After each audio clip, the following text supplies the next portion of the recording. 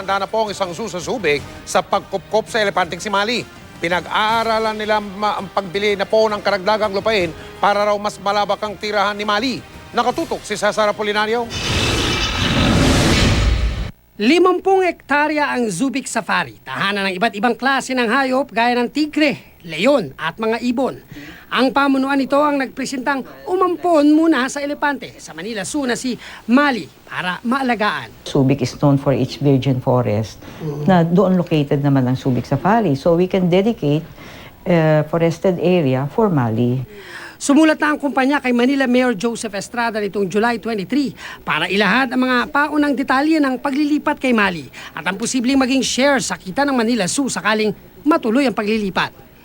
Nauna nang sinabi ni Manila Mayor Joseph Estrada na kung matutuloy ang pagkasaayos ng Manila Zoo, sa Subic muna nila ililipat si Mali.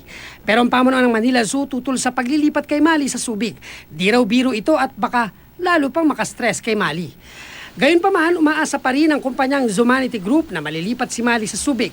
Makikipagpulong nga raw sila sa grupong PITA para alamin ang iba pang makabubuting gawin para sa kapakanan ni Mali.